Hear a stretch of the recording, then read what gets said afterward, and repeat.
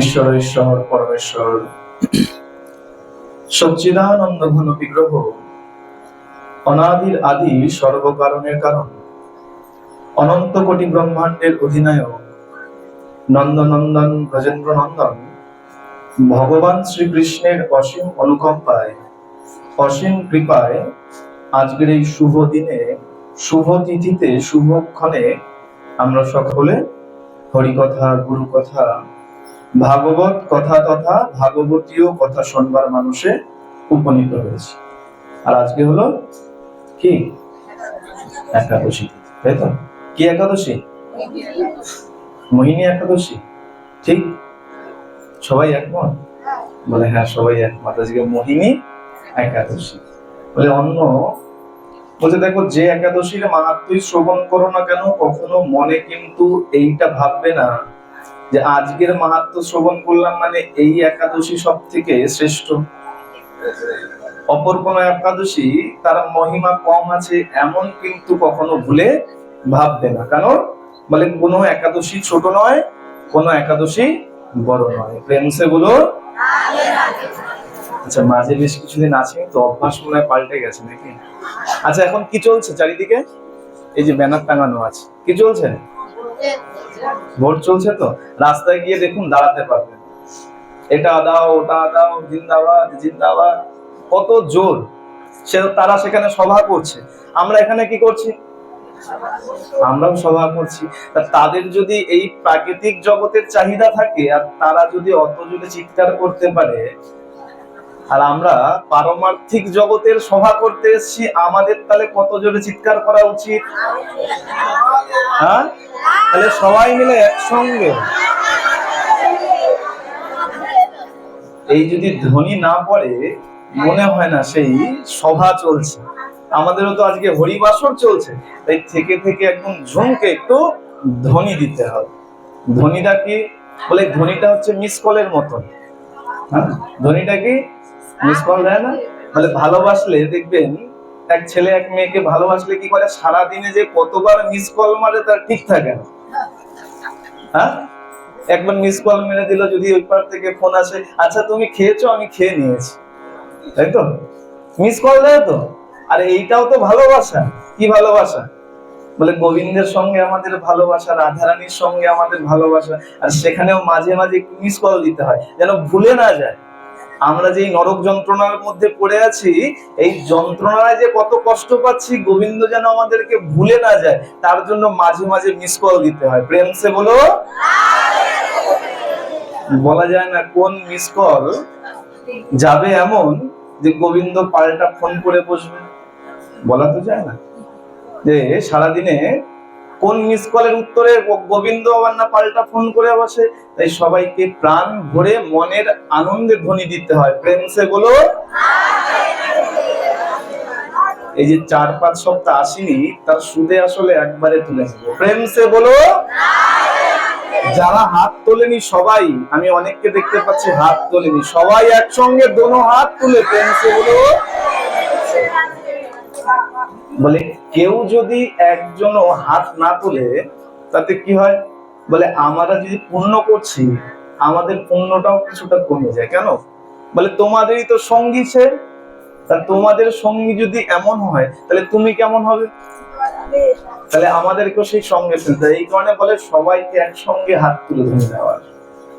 আসুন, আজকে আমরা সেই একাদশীর মাহাত্ম্য শ্রবণ করার জন্য উপনীত হচ্ছি।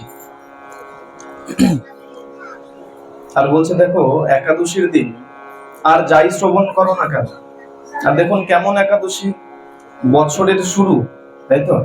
এটা কি মাস? বলছে পঞ্জিকা যদি ধরো, চান্দ্র মাস যদি গণনা করো, এখনো বৈশাখ মাস চলছে।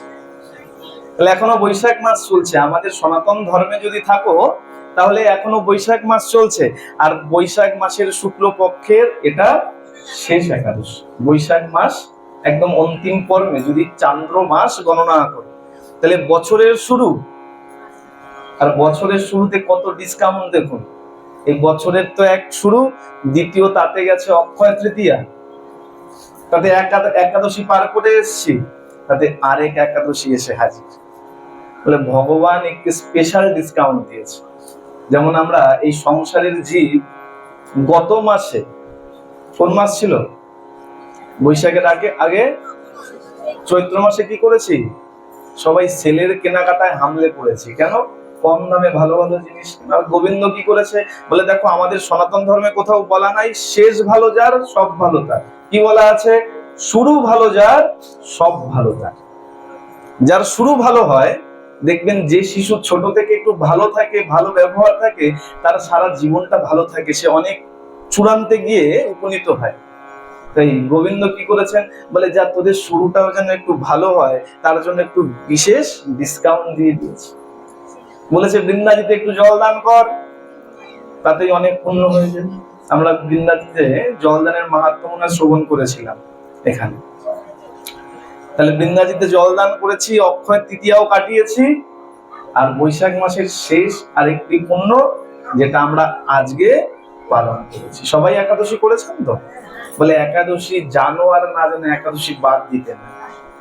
যে ধর্মেরই হও না কেন, কি তুমি শৈব হয়ে যাও, কি তুমি শাক্ত হয়ে যাও, কি সৌরীয় হয়ে যাও, সূর্যদেবের উপাসনা করো, কি তুমি গানপত্য হয়ে যাও, কি তুমি গণপতির উপাসনা করো, আর তোমার বয়স হোক চাই 8 বছর কি 80 বছর, এই একাদশী কখনো ত্যাগ করিতে না।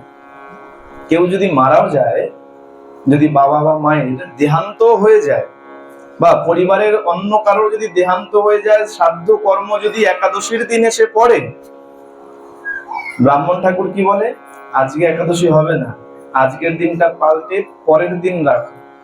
কেন? বলে এই দিনে তো অন্ন ভোগ দেওয়া যাবে না, আর ভোগ যদি না দাও, বলে গোবিন্দ পেতে পারে, গোবিন্দের একাদশী নাই, কিন্তু ওই যে প্রসাদ, সেই অন্ন প্রসাদ তো তুমি গ্রহণ করতে পারবে না, তোমার পিতা মাতা বা তোমার পরিবারের জন্য তো তুমি উৎসর্গ করতে পারবে না। তাই একাদশীর দিন বাদ দিয়ে অন্য দিন শ্রাদ্ধ কর্ম করে। শুধু তাই নয়, দেখবেন শ্রাদ্ধের এই যে 10 দিন বা 12 দিন পর্যন্ত আমরা পালন করি, তাতে ওই চড়াও কিন্তু, চড়ুও কিন্তু তৈরি করতে না করে, মাটির মালসা পোড়াতে না করে, বলে শনি মঙ্গলবার আর একাদশীর দিন কিন্তু পোড়াবে না, বলে দেয় না। দিন তো দিন, সঙ্গে তিথিও বলে দেয় যে একাদশী যদি পড়ে তাহলে পোড়াবে। তাহলে মনে রাখতে হবে, একাদশীর দিন ভুল করেও অন্ন গ্রহণ করা যাবে। অন্ন গ্রহণ করলেই বিপদ, তাতে পাপ আছে। আর কিভাবে পাপ এসেছিল আজকে আর বলবো না, আগে বিগত এক পাঠে আমি এখানে বলে গেছি যে এই অন্নের মধ্যে, এই পঞ্চ রবি শস্যের মধ্যে কিভাবে পাপ ঢুকেছে। হ্যাঁ, আজকে আমরা শ্রবণ করি মোহিনী একাদশীর মাহাত্ম্য কথা। মাহাত্ম্য কেন শুনবো, কেন শুনতে হয় একাদশীর দিন মাহাত্ম্য, তাও বলে গেছিলাম, মনে নেই? বলিনি? বলেছিলাম? মা একটু দনমনের মধ্যে রয়েছিলাম, বলেছি কি বলে। কেন করতে হয়, বলে এই একাদশীর দিন, আচ্ছা মনে করুন আপনাদের বাড়ি থেকে ঘুরতে এসছে, যে ব্যক্তি ঘুরতে এসছে তার নামে যদি একটু সুখ্যাতি করেন, আর মনে করুন সে কোন এমএলএ এমপি মনে করুন, আচ্ছা এমএলএ এমপি দরকার নেই, ওই তার কোনো বন্ধু বান্ধব মনে করুন আপনার বাড়িতে ঘুরতে এসছে, তাকে একটু জল খাবার দিয়েছেন, আর দিয়ে যদি তার প্রশংসা করেন, তা সেই ব্যক্তির পরিস্থিতি কেমন হবে, খুব খুশি হয়ে যাবে। এইবার প্রশংসা করতে করতে যদি বলেন যে বাবা এই তুমি তো এমএলএ এর বন্ধু, এক কাজ করো না, আমার ছেলেটার একটা চাকরির ব্যবস্থা করে দাও, বা আমার একটা এই সমস্যা আছে, আমার একটা এই সমস্যাটা একটু মিটিয়ে দাও, কি করবে, বলে আচ্ছা বেশ। বলে কেন, এতক্ষণ সুখ্যাতি শুনেছে তো, তার মনটা কিন্তু এখন আনন্দে ভরে রয়েছে। আর যেই আপনি তার মধ্যে বলেছেন একটু সুপারিশ করে দাও যেন আমি এই কাজটা করতে পারি, বলবে বেশ ঠিক আছে। কি করবে, হয়তো ওখান থেকে ফোন লাগিয়ে দেবে, দাদা এই মুখে আছে আমার পরিচিত, এর একটু এই কাজটা করে দিন, ঝটপট সেই কাজ হয়ে। আর ঠিক তেমন এই একাদশীর দিন দেবী একাদশী আমাদের বাড়িতে বাড়িতে ভ্রমণ করেন। মন দিয়ে শুনবেন, একাদশীর দিন দেবী একাদশী আমাদের প্রত্যেকের বাড়িতে বাড়িতে ভ্রমণ করে। আর যদি সেখানে শুনতে পায় যে আমার নামে কত মহিমা সেখানে কীর্তন হচ্ছে, দেবী একাদশীও আনন্দ হয়ে যায়। দেবী একাদশীর মনেও খুব আনন্দ লাগে, আরে বাবা আমার নামে এত সুন্দর সুন্দর কথা এরা বলছে, আর যেই আনন্দ হয়ে যায়। আর তখন যদি আপনি একটু বলে দেন যে হে দেবী আপনি একটু গোবিন্দকে আমার হয়ে সুপারিশ করে দিন, সে যেন আমাকে কৃষ্ণ ধন দেয়। না জানি সেই সুপারিশ পেয়ে গোবিন্দ সঙ্গে সঙ্গে সেই ধনে আপনাকে ধনী করে দেয়। ফ্রেন্ডস, এগুলো এই কারণে একাদশীর দিন একাদশীর মাহাত্ম্য অবশ্যই শোনা দরকার। চাহে আপনি সাধু সঙ্গে আসুন বা না আসুন, বাড়িতেও যদি থাকেন বাড়িতে বসেই মাহাত্ম্য পাঠ করে নেবেন। বলে সেখানে তো শুনবো কি করে? আর এখন তারও সুবিধা হয়ে গেছে, ইউটিউবের যুগ হয়ে গেছে, এখন মোবাইল খুললেই সব জানা। তবে খুব সাবধান, ইউটিউবে এমনও কিছু তথ্য থাকে যার কোনো প্রামাণিকতা নাই। শুনবেন অবশ্যই, কোনো অসুবিধা নেই, তবে বিচার করে শুনতে হয় যে যেটা শুনছি সেটা শাস্ত্রগতভাবে ঠিক কিনা। অনেকে আছে বলে দিলাম এই শাস্ত্রে আছে, কিন্তু আদৌ দেখা যায় সেই শাস্ত্রে তার কোনো উল্লেখ নেই। তাহলে খুব মন দিয়ে শুনতে হবে এবং খুব বিচার করে শুনতে হবে। একবার কি করেছেন, দেবরাজ ইন্দ্র ভ্রমণ করতে বেরিয়েছেন, মন দিয়ে শুনবেন, হরি বল। মাই এতটুক সময় একটু মোবাইলগুলো সবাই বন্ধ রাখে। 2 ঘন্টা সময়, বেশিক্ষণ তো 2 ঘন্টাও নয়, সর্বসাকুল্যে দেখা যায় 1 ঘন্টা 10-15 মিনিট। হরি বল। দেবরাজ ইন্দ্র প্রাতঃ সময় ভ্রমণ করতে বেরিয়েছেন, আর যখন ভ্রমণ করতে বেরিয়েছেন তার বাহনকে, দেবরাজ ইন্দ্রের বাহন ঐরাবত, গজরাজ, হাতির পিঠে উঠে তিনি এখন ভ্রমণ করতে বেরিয়েছেন। আর যখন ভ্রমণ করছেন সেই পথের মধ্যে মহর্ষি দুর্বাসা চলে এসেছে। আর যেই মাত্র ইন্দ্রকে দেখেছেন, সেই দীপ্তিমান ইন্দ্রকে যখনই দর্শন করেছেন দেবরাজ, মহর্ষি দুর্বাসা কি করেছেন, একটি আশীর্বাদী মালা দেবরাজ ইন্দ্রকে প্রদান করেছেন। আর দেবরাজ ইন্দ্র কি করেছেন, সাধুর তেমন ক্ষমতা মনে করেনি, সাধুকে তেমন মনে করেনি, এই মহর্ষিকে তেমন গুরুত্ব না দিয়ে ওই মালাটি নিয়ে কি করেছেন, তার হাতির সুরের মধ্যে পরিয়ে দিয়েছে। আশীর্বাদী মালা। আর কেমন সাধু, যে কোনো সাধু নয়, মহর্ষি দুর্বাসা, যাকে প্রত্যেকে প্রচন্ড ভয় পায়। দুর্বাসা সামান্য এদিক ওদিক হয়ে গেলে অভিশাপ দিয়ে দেবে। আর সেখানে কি হলো বলে, ভগবানের লীলা কখন কোথা থেকে কোন দিকে যায় কেউ বলতে পারে। ভগবান কখন কোন দিক থেকে কিভাবে লীলা করবেন কেউ বলতে পারে না। আজকে দেবরাজ ইন্দ্র জানেন যে সাক্ষাৎ দুর্বাসা কি করলেন, ওই আশীর্বাদী মালাটা নিয়ে গজরাজের সুরের মধ্যে পরিয়ে দিয়েছে, ঐরাবতের সুরে পরিয়ে দিয়েছেন। আর যেই মাত্র ঐরাবতের সুরে পরিয়ে দিয়েছেন, দুর্বাসা মুনি এখন পুরো ক্রুদ্ধ হয়ে, কেন আমার আশীর্বাদী মালা আর তুমি কিনা তাকে অবজ্ঞা করলে, তুমি ঐরাবতের সুরের মধ্যে পরিয়ে দিলে। বেশ যাও, আমি তোমাকে অভিশাপ দিচ্ছি। দুর্বাসা তো পান থেকে চুন যদি খসেছে তো অভিশাপ অবধারিত। কি করলেন, অভিশাপ দিয়ে দিলেন। কি অভিশাপ, তুমি তোমার এই সিংহাসন চ্যুত হবে, দেবলোক চ্যুত হয়ে যাবে, তুমি দেবলোক হারিয়ে ফেলবে, তোমার সিংহাসন আর থাকবে না, ইন্দ্রত্ব পদ তোমার নষ্ট হয়ে যাবে। দেবরাজ ইন্দ্র চরণে পড়ে গেছেন, অনেক অনুনয় বিনয় করেছেন, কিন্তু কিছুতেই কিছু হয়। দুর্বাসা একদম অটুট রয়েছেন, যে অভিশাপ দিয়েছি এই অভিশাপ একদম ফল ধরবেই ধরবে, এই অভিশাপের কোনো অন্যথা হবে না। যখন এরকম চিন্তা করেছেন, দেখতে দেখতে সেই অসুরদের হাতে দেবতাগণ পরাস্ত হন, আর দেবরাজ ইন্দ্র সিংহাসন চ্যুত হয়ে, এখন নিজেদের রূপ বদলে চারিদিকে ঘুরতে শুরু করেছেন। কি করে আবার সেই দেবলোক পাওয়া যায়, সিংহাসন পাওয়া যায়, তার উপায় খুঁজছেন, কিন্তু কোথাও কোনো উপায় পাচ্ছেন না। এখন চিন্তা করছেন কি করা যায়, কোনো পথ তো পাওয়া যাচ্ছে না, কোনো উপায়েই আবার সিংহাসন ফিরে পাওয়া যাচ্ছে না। তাহলে কি করা যায়, বলে একজনই আছে, তার কাছে গেলেই উপায় পাওয়া যায়। তিনি কে, বলে সর্বকারণের কারণ আমার প্রাণ গোবিন্দ বিষ্ণুর কাছে যদি যাওয়া যায় তাহলেই এর পথ পাওয়া যায়। ভগবান বিষ্ণুর কাছে গিয়ে উপস্থিত হয়েছেন। হে ভগবান, সমস্ত বৃত্তান্ত বলেছেন, মহর্ষি দুর্বাসার ক্রোধের মধ্যে পড়ে আমরা সবাই এই স্বর্গসুখ থেকে বঞ্চিত হয়ে গেছি, স্বর্গচ্যুত হয়ে গেছি, সিংহাসন হারিয়ে ফেলেছি, এখন কি করা যেতে পারে, তার উপায় বলুন। ভগবান বলছেন, আচ্ছা বেশ, চিন্তা করো না, এক কাজ করো, তোমরা সবাই অমর হয়ে যাও। অমর যদি হয়ে যাও তাহলে দেবতারা তোমাদেরকে আর পরাস্ত করতে পারবে। যদি অমর হয়ে যাও আর পরাস্ত করতে পারবে না, তোমরা আবার তোমাদের সিংহাসন ফিরে পাবে। বেশ, কিন্তু অমর হব কিভাবে? অমর হতে গেলে তো অমৃতের প্রয়োজন। অমৃত কোথায় পাবো? বলে দেখো, অমৃত পাওয়া যাবে কোথায়? এই ক্ষীর সমুদ্রকে যদি মন্থন করো, তাহলে গিয়ে সেখান থেকে অমৃতের ভাণ্ড উৎপন্ন হবে। ভগবান বলছে দেখো, এই যে ক্ষীর সমুদ্র মন্থন করবে, এ কিন্তু সামান্য ব্যাপার, প্রচুর বলের প্রয়োজন। বলে বেশ, আমরা তো আছি। বলে না, শুধু তোমাদের দিয়ে কাজ হবে না, আরো বলের প্রয়োজন। বলে তাহলে কি করা যাবে? দেবতাদেরও ডাকো, অসুরদেরও কেউ ডাকো। শুধু তোমরা দেবতা মিলে পারবে না, অসুরদেরকেও ডাকো। বলে বেশ, অসুরদেরকে যে ডাকবো, তাহলে অসুরদেরকেও ভাগ দিতে হবে, তাই তো? বলে দেখো, আগে তো ডাকো, আগে তো মন্থন করি, আগে তো উৎপন্ন হোক, তারপরে চিন্তা করা যাবে কি ভাগাভাগি হবে। এখন মন্ত্রণায় দেবতারা কি করলেন? ছলনা করলেন, অসুরদেরকে আহ্বান করলেন। অসুররা চিন্তা করছেন, বেশ, যদি এক ফোঁটা অমৃত পাওয়া যায়, আমরাও অমর হয়ে যাব। বেশ, চলো তাহলে আমরাও লেগে পড়ি মন্থন করতে। অসুরেরাও চলে এসছে, মন্থন আরম্ভ হয়েছে। আর মন্থন যখন আরম্ভ হয়েছে, দেখতে দেখতে সেখান থেকে অমৃতের কুম্ভ উঠে এসছে। এখন চিন্তা হচ্ছে, এই অমৃতের কুম্ভ কারানে ভাগ কিভাবে হবে? আধা আধি ভাগ হবে, নাকি কুম্ভ দেবতারা নিয়ে যাবে, না অসুরেরা নিয়ে যাবে? যখন চিন্তায় পড়ে গেছে, এখন ভগবানের কাছে দেবতাগণ সবাই ছুটে গেছেন। প্রভু, এই অমৃত যদি ভাগাভাগি হয়, আর এই অমৃত যদি অসুরেরা পান করে নেয়, তাহলে তো তারাও অমর হয়ে যাবে।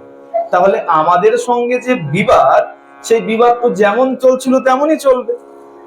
তাহলে আর এর সমাধান কি হলো? বলে আচ্ছা বেশ, চিন্তা করো না, দাঁড়াও, এই অমৃত ভাণ্ড তোমরা ধরো, আমি দেখছি কি করা যায়। দেখতে দেখতে ভগবান বিষ্ণু কি করেছেন? এক বিশেষ নারী মূর্তিতে সেখানে প্রকট হয়েছেন, লাস্যময়ী রূপে সেখানে প্রকট হয়েছেন। বলে যেই মাত্র তাকে দেখেছেন, অসুরেরা সব মোহিত হয়ে গেছে। এমন রূপ, অসুরেরা পর্যন্ত মোহিত হয়ে গেছেন, বলে দেবতারা পর্যন্ত মোহিত হয়ে গিয়েছিল। কিন্তু ভগবানের কৃপায় তাদের মোহভ্রষ্ট হয়নি। আর অসুরেরা কি করেছেন? ওই যেই মাত্র দেবী মূর্তি দেখেছেন, দেবী প্রতিমা দেখেছেন, ভগবানের সেই মোহিনী রূপ দেখেছেন, বিশ্ব ভোলানো রূপ যেই দেখেছেন, তারা মোহিত হয়ে গেছেন। তারা ভুলে গেছে যে অমৃত পান করতে হবে, আমরা এখানে অমৃত পান করতে এসেছি। ভুলে গিয়ে কি করেছেন? ভগবান নৃত্য করছেন, আর অসুরগণ তার পিছে পিছে ধাবিত হয়েছে। এদিকে দেবতাগণ কি করেছেন? মহাবিষ্ণু, সাক্ষাৎ মহাবিষ্ণু এই দেবতাদেরকে অমৃত পান করিয়ে দিয়েছে। এদিকে ভগবান সেই মোহিনী রূপ নিয়ে সেই অসুরদেরকে ভুলিয়ে রেখেছে। আর এই যে মোহিনী রূপ ধরলেন, সেটাই হলো এই মোহিনী একাদশী, যে ব্রত আজকে আমরা পালন করছি। এই আজকের দিনেই ভগবান সেই মোহিনী রূপ ধারণ করে অসুরদেরকে ভ্রান্ত পথে চালনা করেছিল, যার জন্য তারা অমৃত আস্বাদ করতে পারে। বলিয়ে মোহিনী একাদশী কি। সেই একাদশীর কথা ভগবান শ্রীকৃষ্ণের কাছে যুধিষ্ঠির মহারাজ জিজ্ঞাসা করলেন, হে প্রভু, এই যে একাদশী, বৈশাখ মাসের শুক্ল পক্ষের যে একাদশী, সেই একাদশীর মাহাত্ম্য কেন? ভগবান বলছেন, দেখো, এই একাদশীর যে মাহাত্ম্য, আমি তোমাকে নতুন কোনো মাহাত্ম্য শোনাবো। তাহলে কোন মাহাত্ম্য? বলে দেখো, রামচন্দ্র দেখুন নিজেই নিজের যশ কীর্তন করছেন, আবার বলছেন আমি নতুন কিছু শোনাবো। বলে যেই কৃষ্ণ সেই তো রাম। ভগবান শ্রীকৃষ্ণ কি বলছেন? বলছে দেখো, রামচন্দ্র এক সময় তার কুলগুরু বশিষ্ঠের কাছেও এই একই প্রশ্ন করেছিলেন। দেখুন, একাদশী, অনেকে বলে না এই একাদশী করলে কি হবে, হঠাৎ এই উৎপন্ন হয়েছে একাদশী। হঠাৎ উৎপন্ন হয়নি, বহু যুগ পূর্ব থেকেও রাম অবতারেও ভগবান রামচন্দ্র বশিষ্ঠ মহর্ষিকে জিজ্ঞাসা করেছিলেন। কি জিজ্ঞাসা করেছেন? বলেছে, হে মহর্ষি, এই যে আমি জনক নন্দিনীকে হারিয়ে ফেলেছি, জনক নন্দিনীকে হারিয়ে আমি এত দুঃখে কষ্টের মধ্যে রয়েছি, এমন কি কোনো ব্রত আছে যে ব্রত পালন করলে পরে এই দুঃখ নাশ হতে পারে? আমার এই কষ্ট দূর হতে পারে। আমি সীতাকে হারিয়ে ফেলেছি, তার বিরহে আমি কাতর হয়ে রয়েছি। এমন কোন ব্রতের কথা বলুন যে ব্রত পালন করলে আমার এই দুঃখ কষ্ট নাশ হতে পারে। মহর্ষি বশিষ্ঠ বলছে, রামচন্দ্র, তোমার নাম নেওয়া মাত্রই এই জগৎ পবিত্র হয়ে যায়, আর তুমি কিনা জিজ্ঞাসা করছো ব্রতের কথা, যে এমন কোন ব্রত আছে কিনা যার মাধ্যমে তুমি তোমার দুঃখ নিবারণ করো। বলে, বেশ, তুমি যখন জিজ্ঞাসা করেছো তখন তোমাকে বলিস। বলে, এক ব্রত আছে। কি ব্রত? এই বৈশাখ মাসের শুক্ল পক্ষের যে একাদশী আছে, যার নাম মোহিনী একাদশী, যদি তুমি এই ব্রত নিষ্ঠাপূর্বক পালন করো, তাহলে তুমি সব সুখ দুঃখ শুধু নয়, সমস্ত পাপ থেকেও এই জীব নিবৃত্ত হতে পারে। শুধু দুঃখ নয়,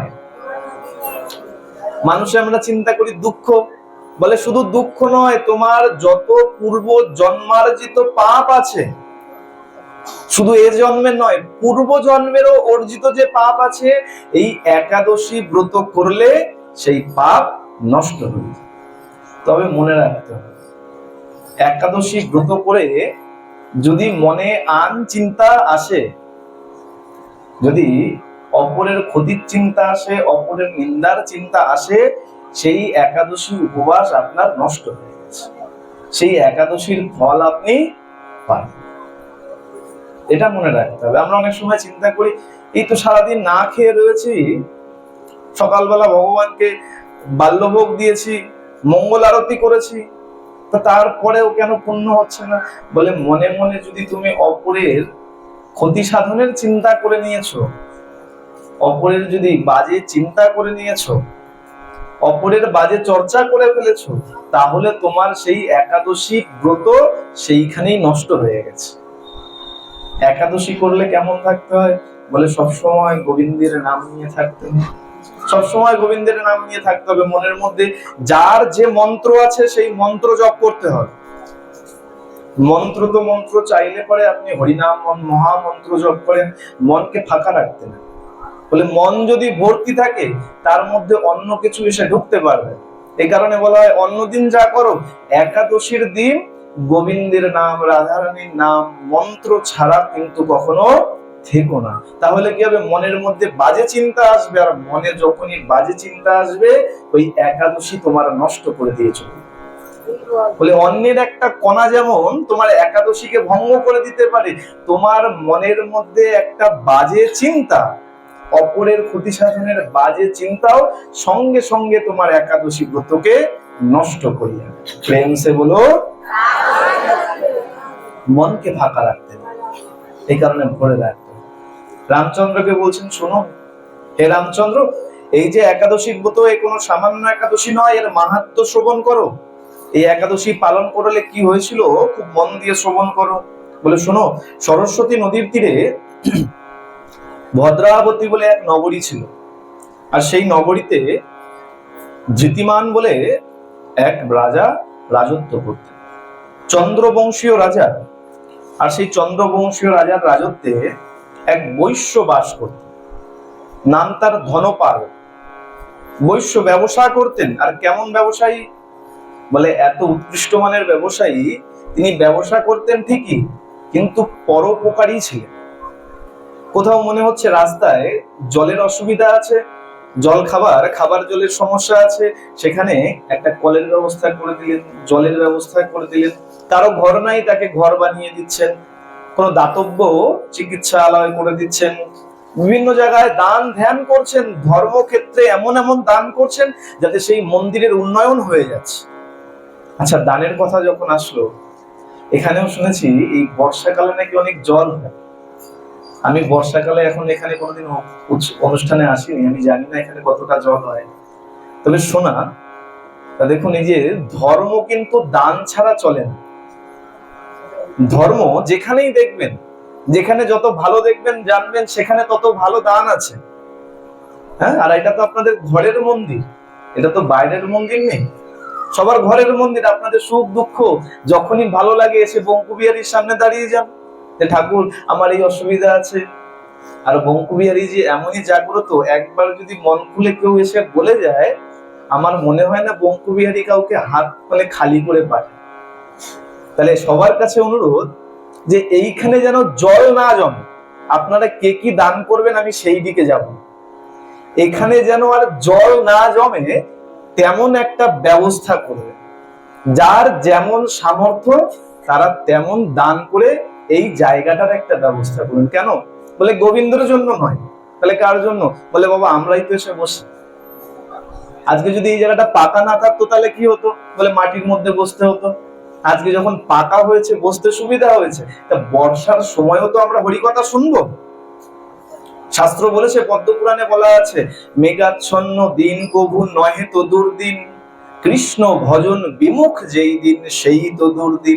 বর্ষাকালও শুভ যদি সেই বর্ষায় আপনি বসে বসে কৃষ্ণ কথা শোনেন আর হরিধ্বনি দেন, প্রেম সে বলো রাধে রাধে, সেই দিনটাও শুভ হয়ে যাবে।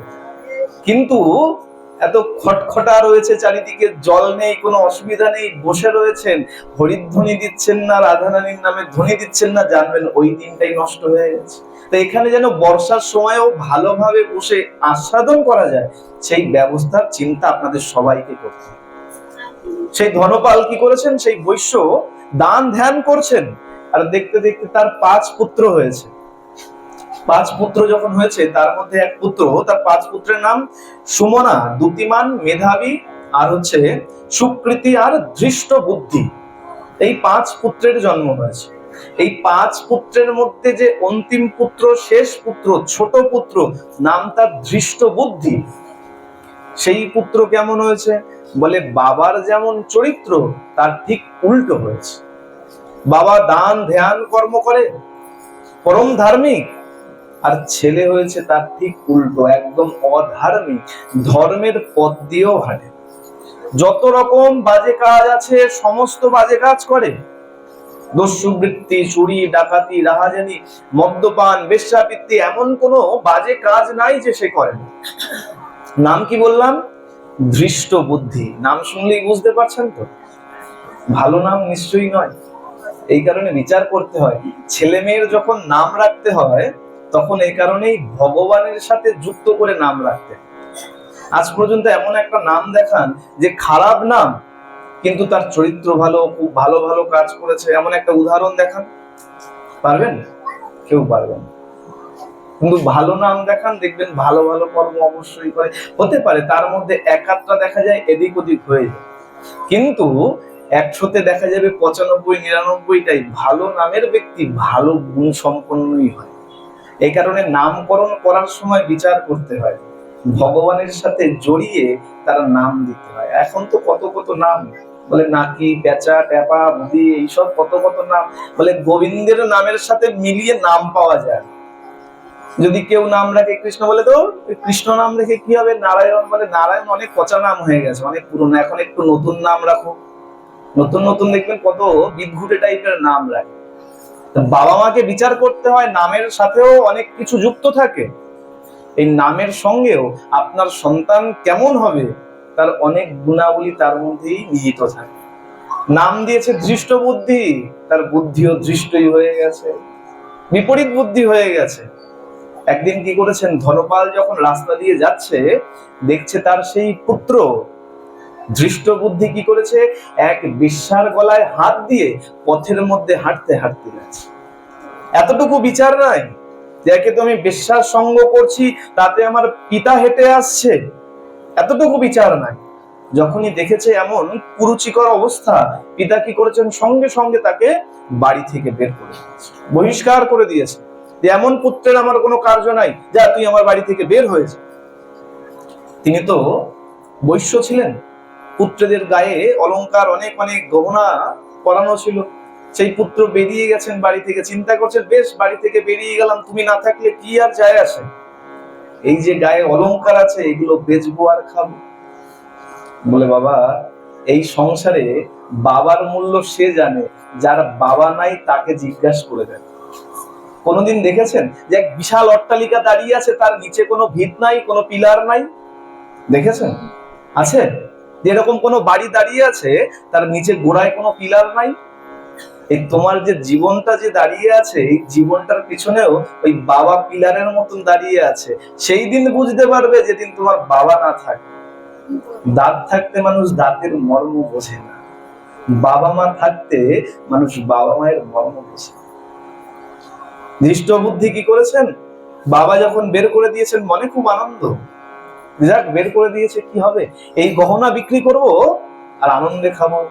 সেই বেশ্যার সঙ্গ করছেন, দেখতে দেখতে সেই গহনা বিক্রি করে যে অর্থ পেয়েছিল, সেই অর্থ অল্প কয়েকদিনের মধ্যে শেষ।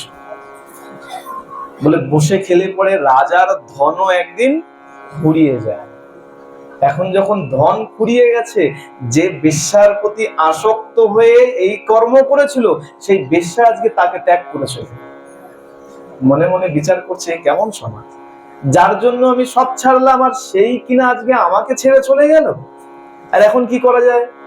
বলে যা গচ্ছিত সম্পত্তি ছিল বিক্রি করে যা অর্থ পেয়েছিলাম তা তো সব খরচা হয়ে গেছে, এখন কি করি? ওই গ্রামের মধ্যে চুরি করতে শুরু করেছে, চুরি করতে শুরু করেছে। এখন চুরি করে আর রাজার কাছে ধরা, রাজার পেয়াদারা ধরে নিয়ে যায়। আর যখনই দেখে আরে বাপরে, এ তো ধনপালের পুত্র, সে পরম ধার্মিক ধনপালের পুত্র, এই যাও একে ছেড়ে দাও, ছেড়ে দাও, এর বাবা এত ধার্মিক, যাও একে ছেড়ে দাও। বাবার সম্মানের দিকে তাকিয়ে কি করে? সন্তানকে ছেড়ে দেয়। চিন্তা করুন, বাবার সম্মানের দিকে তাকিয়ে সন্তানকে ছেড়ে দেয়, কিন্তু বাবা মা কিসে সুখী হয়? কিসে সুখী হয় বাবা মা? সন্তান 1 লাখ টাকা ইনকাম করছে, এতে বাবা মা সুখী হয়? কোনো বাবা মা আছে যে আমার ছেলে 1 লাখ টাকা ইনকাম করছে বলে সুখী? না, সুখী না। বাবা মা কখন সুখী হয়? যখন কেউ বলে আরে বাবা আপনার ছেলেকে দেখলাম এমন একটা ভালো কাজ করেছে, এত সুন্দর একটা কাজ করেছে, তখন গিয়ে বাবা মার বুক গর্বে ভরে ওঠে। 1 লাখ টাকার জন্য ভরে না। আজকে কি করছে? উল্টো হচ্ছে। ধনপালের মুখের দিকে তাকিয়ে তার সন্তানকে ছেড়ে দিয়েছে। বার কয়েকবার সে চুরি করেছে, ধরা পড়েছে, তার রাজ পেয়াদারা ছেড়ে দিয়েছে। এখন দেখছে এতে তো সম্ভব হচ্ছে না, এভাবে বারংবার চুরি করছে, একে তো উপযুক্ত শাস্তি কিছু দিতে হবে। এইবার যখন ধরা পড়েছে, মহারাজ কি করেছেন? কষাঘাতের দণ্ড দিয়েছেন, লাঠি দিয়ে পেটানোর দণ্ড দিয়েছেন। আর সেই দণ্ড দিয়েছেন যখন দণ্ডাঘাত পেয়েছেন, কষাঘাত পাওয়ার পরে সে এখন মনে মনে বিচার করছে, আবার যদি চুরি করি ধরা পড়লে তো এবার আর ছাড় নাই, তাহলে কি করা যায়? বলে চলো এই গ্রাম ছেড়ে চলে যাই, ওই বনে গিয়ে থাকবো, বনে গিয়ে যা পাবো বনের মধ্যে গিয়েই বাসবো, বাসা বাঁধবো। বনের মধ্যে গিয়ে বসবাস করতে শুরু করেছেন। বলে দেখো সংসার ছিল ভালো লাগছিল, বাবার হোটেলে বসে বসে খাচ্ছিলে, বুঝতে পারছিলে না যে কত ধানে কত চাল হয়। আজকে বুঝতে পারছি যে খুব ভালো ছিলাম, বাবার হোটেলে খুব ভালো ছিলাম, খাচ্ছিলাম যাচ্ছিলাম, কিন্তু বাবার সম্মানের কথা একবার চিন্তা। এখন বনে গেছে, বনে ফল মূল যা পাচ্ছে পশু পাখি মেরে খেতে শুরু করেছে। আর কোনো এক স্বীকৃতির জন্য, পূর্ব জন্মের অর্জিত স্বীকৃতির জন্য ওই বনে ঘুরতে ঘুরতে একদিন এক মহর্ষির সঙ্গে দেখা হলো। সেই মহর্ষির নাম হলো কৌন্ডিন্য।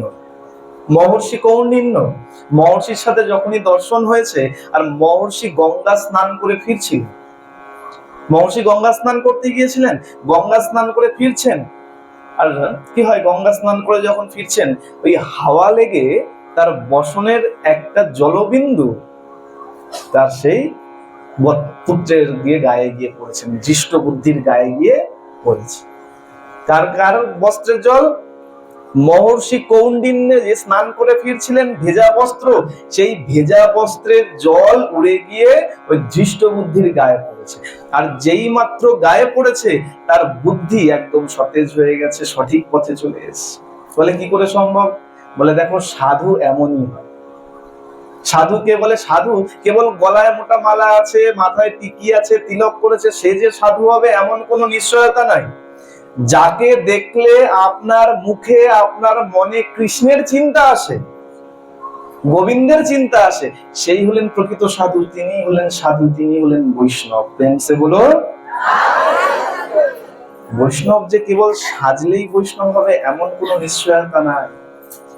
কৌন্ডিন্য মুনির সেই গায়ের জল গিয়ে যখন পড়েছে, তার বুদ্ধি একদম শুদ্ধ হয়ে গেছে, তিনি চরণে লুটিয়ে পড়েছেন, হে মহর্ষি আমি না জেনে কত পাপ করেছি, বাবার সম্মানের চিন্তা করি নাই, কত কত চুরি করেছি, বাবার সম্মান আরো খুইয়েছি, দণ্ড পেয়েছি। সেই দণ্ড পেয়ে আমি এখন গ্রাম থেকে বিতাড়িত হয়ে এই জঙ্গলে বাস করছি। আমি এই কষ্ট আর সহ্য করতে পারছি না। আপনি আমাকে এমন কোন ব্রতের কথা বলুন যে ব্রত করলে পরে আমি এই সব পাপ থেকে মুক্তি হতে পারি, সব পাপ যেন আমার নাশ হয়ে যায়, এমন কোন ব্রতের কথা বলুন। কৌন্ডিন্য মহর্ষি বলছে, চিন্তা করো না। আর তিনি যে গঙ্গা স্নানে গিয়েছিলেন সেই মাসটা চলছিল বৈশাখ মাস।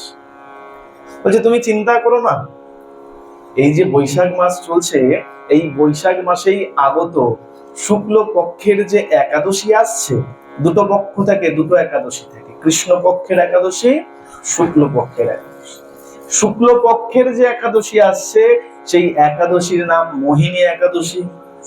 আর বাবা, তুমি যদি এই মোহিনী একাদশী পালন করো, আমি বলছি না, কৌন্ডিন্য মহর্ষি তাকে উপদেশ দিচ্ছেন, বলছে যদি তুমি এই মোহিনী একাদশী পালন করো তাহলে শুধু এ জীবনের নয়, পূর্ব জীবনের যদি তোমার কোনো অর্জিত পাপ জমে থাকে সেই পাপও তোমার নষ্ট হয়ে যাবে। বলিয়ে মোহিনী একাদশী মাইয়া কি। যখনই শুনেছেন যে শুধু এ জীবনের নয়, পূর্ব জীবনের কৃত পাপও নষ্ট হয়ে যাবে, সেই ব্রতে তার মন লেগে গেছে। বলছে আচ্ছা বেশ, আমি এই ব্রত করব, কিভাবে ব্রত করতে হয় সমস্ত তাকে বলে দিয়েছে, সমস্ত শুনিয়েছেন। আর সেই দৃষ্ট বুদ্ধি কি করেছেন, একদম যথা বিধিবৎ শাস্ত্র যেমন বলেছে, আমাদের মতো নয়। আমরা কি করি, শাস্ত্র থেকে হেঁটে গিয়ে নিয়ম বানিয়ে, অনেকে দেখা যায় অনেক জায়গায় বলে না না এটা খাওয়া যায়, ওটা খাওয়া যায় না। বলছে একাদশীর দিন কোনো কিছু খাওয়ার বিধান নাই। যদি উত্তম একাদশী করতে হয়, উত্তম একাদশী করলে একাদশীও 3 প্রকার। যদি উত্তম একাদশী করতে হয় তাহলে কোনো কিছু আহার করা যাবে না, জলপান করা যাবে, আর রাত্র জাগরণ করতে হয়, এটা উত্তম। আচ্ছা, উত্তমের দলে কেউ নাই, আছে কেউ? কেউ, আমিও নাই উত্তমের দলে। তাহলে আসুন দ্বিতীয়, এটা হলো মধ্যম। এই মধ্যমে কি করতে হয় বলে, কিছু কিছু খাবার গ্রহণ করা যায়, তবে সেটা কেমন, অবশ্যই প্রসাদ হতে হয়। গোবিন্দকে একটা আপেল একটা কলা ধরিয়ে দিলাম যে বাবা আজকে একাদশী তুমি এটা খাও, আর নিজে একদম ওই সাবুর পায়েস, শ্যামা চালের খিচুড়ি বানিয়ে একদম আরাম করে খাচ্ছি, আর গোবিন্দকে বলছি বাবা তুমি একটা আপেল খাও, একটা কলা খাও, আজকে একাদশী আছে, খাওয়া যাবে না। এটা ঠিক নয়।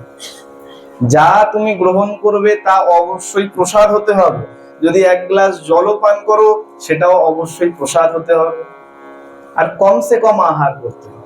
এটা হলো মধ্যম। আর তৃতীয় কি, তৃতীয় কিন্তু অধম নয়, তৃতীয় হলো কনিষ্ঠ। এই কনিষ্ঠে কি বলে, তুমি চাও যতটা সম্ভব তুমি খেতে পারো, তবে মনে রাখতে হবে যতবার মুখ ঝুঠা করবে, বারবার মুখ এটো করলে পরে একাদশীর পুণ্য ফল তোমার তত কমতে থাকে। তুমি যতবার মুখ এটো করবে তোমার একাদশীর পুণ্য ফল তত বেশি কমতে থাকে। একাদশী ব্রত করবে কিন্তু তত পুণ্য তুমি পাবে। যত কমসে কম আহার করতে হবে, যত কম জলপান করতে হবে। বিধিবৎ যখন বলেছে, সেই বিধি যখন শ্রবণ করিয়েছেন, ধৃষ্ট বুদ্ধি সে তো এখন পাপে জর্জরিত, আর এই কষ্ট সহ্য করতে পারছে না।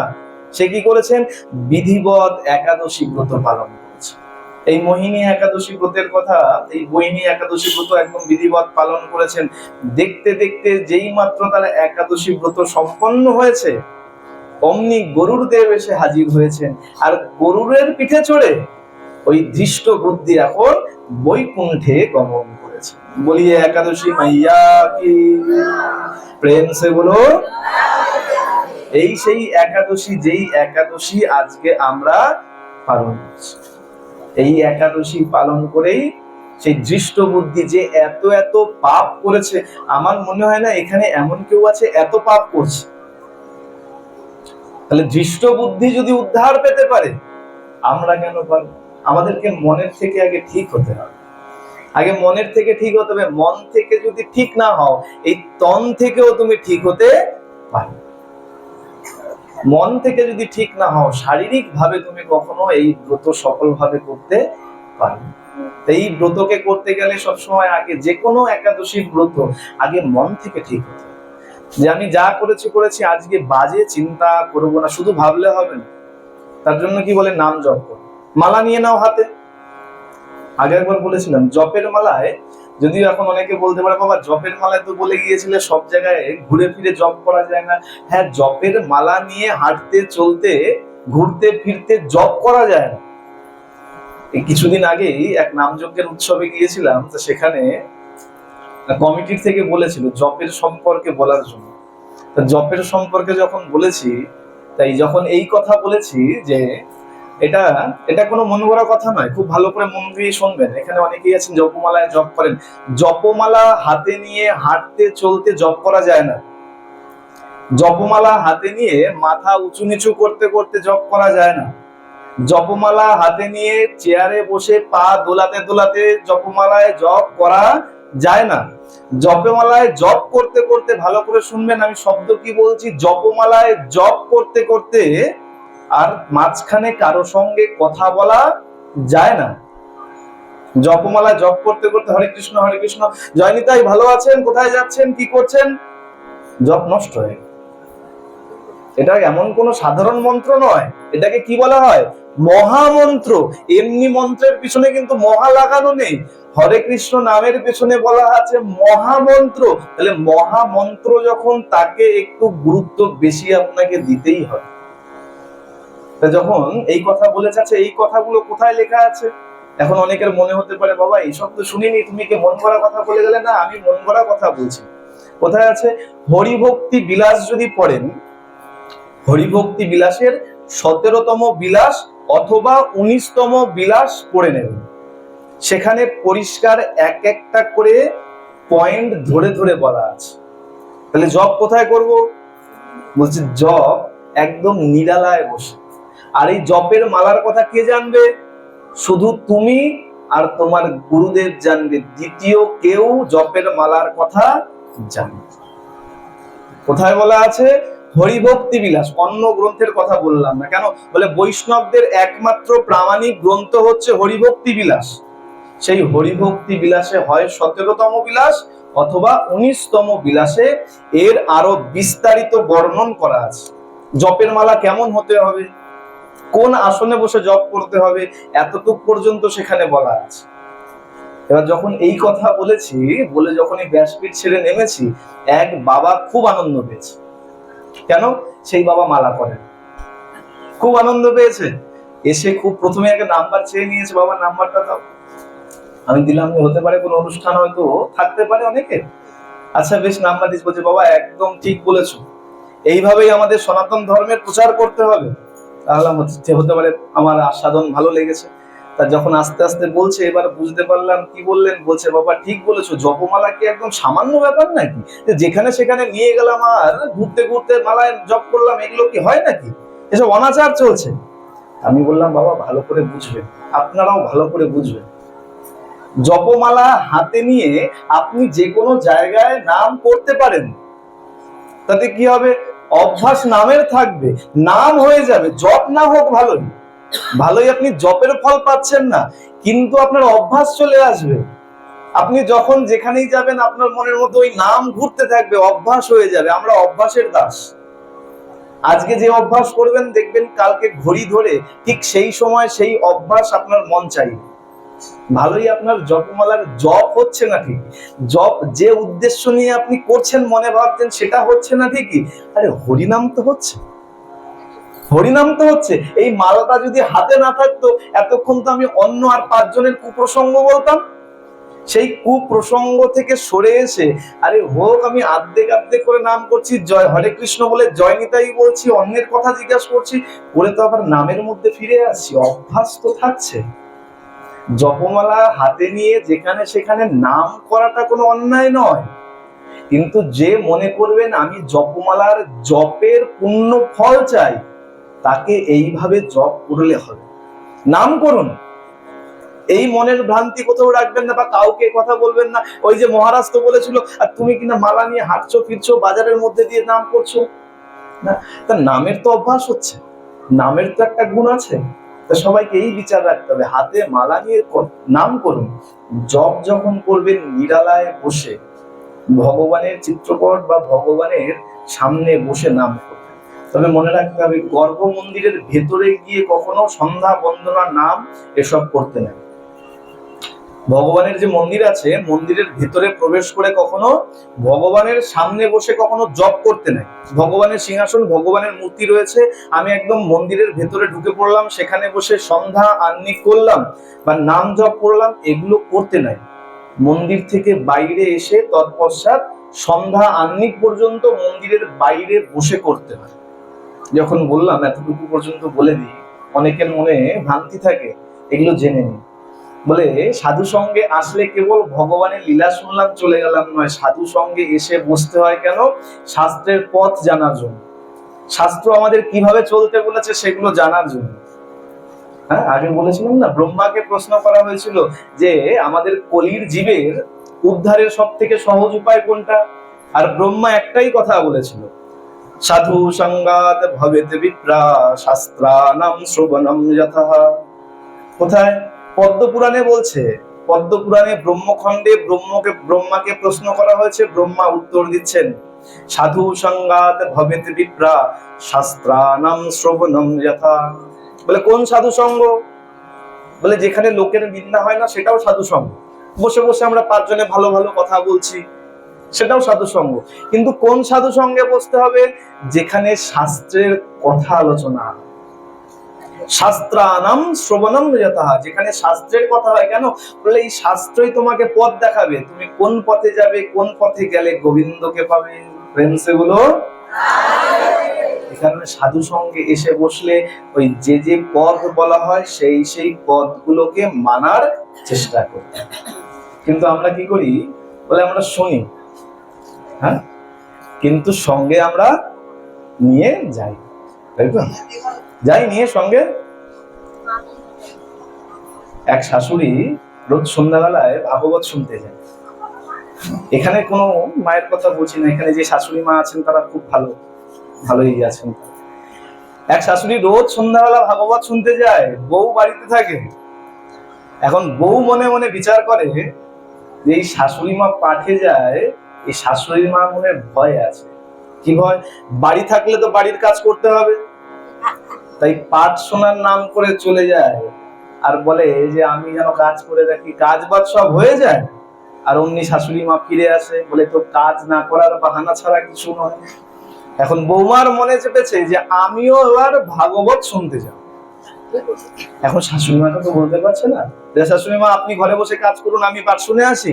কি করেছে? পাড়ার এক পিসিমার সাহায্য নিয়েছে। এক কুচুটে পিসিমা ছিল, সেই পিসিমার মুখ কেউ লাগবে।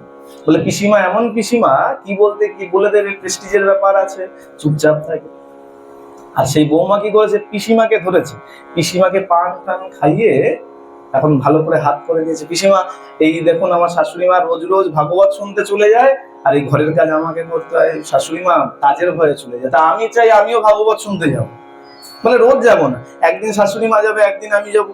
বলে আচ্ছা বেশ, তো শাশুড়ি আসলে আমাকে ডাকিস। এখন যখন শাশুড়ি ফিরে এসছে, বৌমা ডাক দিয়েছে ইশারা করে, আসো আসো তাড়াতাড়ি, শাশুড়ি মা এসছে, পিসিমা এসছে। বলে হ্যাঁ গো দিদি, এই শুনি রোজ রোজ তুমি ভাগবত শুনতে যাও, তো তোমার বৌমাকে কেন যেতে দাও? আরে তুমি তো আজকে আছো কালকে নাই, হ্যাঁ? আর তোমার বউ যদি এই ভাগবত শোনে, সেই পুণ্য তো তোমার ছেলেও পাবে। তাহলে কেন তুমি বৌমাকে যেতে দাও না? আগামী দিন থেকে একদিন তুমি যাবে, একদিন বউ যাবে। বলে আচ্ছা বেশ, তাই হবে। এখন আগামী দিন যখন এসছে, বউ আজকে সেজে গুজে রেডি, কোথায় যাবে? ভাগবত শুনতে যাবে। ভাগবত শুনতে গেছে, আর সেই দিন পাঠক মহারাজ গাভী মায়ের মাহাত্ম্য বর্ণন করেছে। গাভী মাকে রক্ষা করা উচিত, গাভী মায়ের সেবা করা উচিত, ভোজন দেওয়া উচিত, সব কথা বলেছে। আর খুব মন দিয়ে শুনেছেন। বলছে দেখো এই গাভী মা কেবল গাভী নয়, ভগবতী স্বরূপ, দেবী স্বরূপ, তাই আমরা একে মা বলে থাকি। খুব ভালো কথা বলেছে, খুব শুনেছে। বাড়ি চলে এসেছে পরের দিন। এদিকে শাশুড়ি মা তো বাড়িতে ছিল, যা যা কাজ পেরেছে করেছে, করে কি করেছে, বাড়িতে বসে বসে বড়ি দিয়েছে। বড়ি দেয় তো, কাপড়ের মধ্যে বড়ি দিয়ে রেখেছে। তা পরের দিন যখন শাশুড়ি মায়ের যাওয়ার পালা, বলে গেছে শোন বৌমা, এই সব কাজ করে এক কাজ করবি, বাড়িতে কিছু বড়ি দিয়ে রেখেছি কালকে, ওটাকে একটু মেলে দিস, শুকাতে দিয়ে দিস। ঝুলিয়ে দেয় না, দড়িতে ঝুলিয়ে দেয়, আর শুকিয়ে গেলে খুলে খুলে পড়ে যায়। বলে আচ্ছা বেশ। এখন সব কাজ করেছে, সেই কাপড় মেলে দিয়েছে, দড়িতে যখন মেলে দিয়েছে, খুলে খুলে বড়ি পড়ছে, আর দূরে বাড়ির একটা গরু সেটা বাঁধা ছিল, খুঁটোটা ছোট করে বাঁধা, আর গরুটা দেখছে ওই বড়িগুলো পড়ছে। এখন গরুটা বারবার হাত পাচ্ছে, হাম্বা হাম্বা করছে, আর ওই বড়ির দিকে তাকাচ্ছে। এখন বৌমার তো মনের মধ্যে ছাড়া পড়ে গেছে, কালকে পাঠক মহারাজ বলেছিল গাভী মাতা ভগবতী স্বরূপ, তাকে খাওয়ানো উচিত। এখন বলছে হ্যাঁ রে ভগবতী, তুই এগুলো খাবি, দাঁড়া দাঁড়া দাঁড়া। করেছে কি, গিয়ে খুঁটো তুলে দিয়েছে। যেই খুঁটো তুলে দিয়েছে, অমনি ওই গরু এসে সব বড়ি খেয়ে নিচ্ছে। সন্ধ্যা হয়ে গেছে, শাশুড়ি মা পাঠ শুনে বাড়িতে এসছে। বলে হ্যাঁ রে বউ, কাজ বাজ সব হয়ে গেছে? হ্যাঁ মা, সব হয়ে গেছে। আচ্ছা বড়িগুলো কোথায় রেখেছিস? বলে মা, বড়িগুলো তো ভগবতী খেয়ে নিয়েছে। ভগবতী খেয়ে নিয়েছে? কোন ভগবতী? কেন ওই আমাদের বাড়িতে যে ভগবতী আছে, আমাদের বাড়িতে ভগবতী আছে। বলে কেন, কালকে যে পাঠক মহারাজ বলল গাভীমা ভগবতীর সমান, আমাদের যে গরুটা আছে সেটাও তো ভগবতী।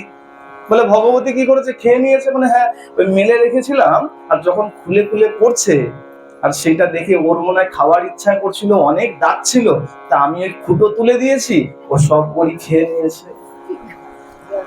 শাশুড়ি মা কি বলছে? বলে দেখ পোড়ামুখী, তোকে কেন ভাগবত শুনতে যেতে দেন? বলে তোর মধ্যে তো এখনো এতটুকু জ্ঞান আসেনি যে ভাগবত শুনতে গেলে যা ভাগবতে শোনা হয় সেগুলোকে বাড়িতে আনতে নাই, তাহলেই বিপদ হয়। আমরা কি করি? আমরাও যা শুনি বাড়িতে নিয়ে যাই না, না জানি আবার কোন ভগবতী খেয়ে নেবে। যা শুনি এই বঙ্কবিহারীর কাছে রেখে দিয়ে চলে, তাই তো? বঙ্কবিহারী তোমার কাছে রাখো, তোমার কাছে রাখো, আবার কালকে এসে নিয়ে নেবো। যা শুনলাম এখানেই থাক, বাড়িতে নিয়ে আবার এত বয়ে বয়ে কি দরকার, আবার কালকে তো আসবো, পরের দিন এসে নিয়ে নেবো। শুনি আমরা, বাড়িতে নিয়ে যাই। তাহলে কি উচিত? শুনে সেগুলোকে পালন করা উচিত। ভাগবত আপনি 40 বছর 50 বছর বয়স পর্যন্ত শুনে নিলেন, কিন্তু তার আচরণ করলেন না, মালা ধারণ করলেন না, কপালে তিলক লাগালেন না, তাহলে আপনার সেই শ্রবণ করা বৃথা। আচরণ যতক্ষণ না করবেন, যতক্ষণ পালন না করবেন, ততক্ষণ এর মাহাত্ম্য কিছু বুঝতে পারবেন। জ্বর হয়েছে, জ্বর হয়েছে, খাটে শুয়ে রয়েছেন, ডাক্তার বলে দিয়েছে প্যারাসিটামল খাও, নাম শুনে আসলেন, প্যারাসিটামল ওষুধের নাম, এসে শুয়ে রয়েছেন, 7 দিন পরেও দেখবেন আপনার ওই জ্বরে আপনার জীবন চলে গেছে। তাহলে কি করতে হবে? নাম শুনে আসলে হবে না, বাড়িতে গিয়ে প্যারাসিটামলটা খেতে হবে। না খেলে জ্বর কমবে।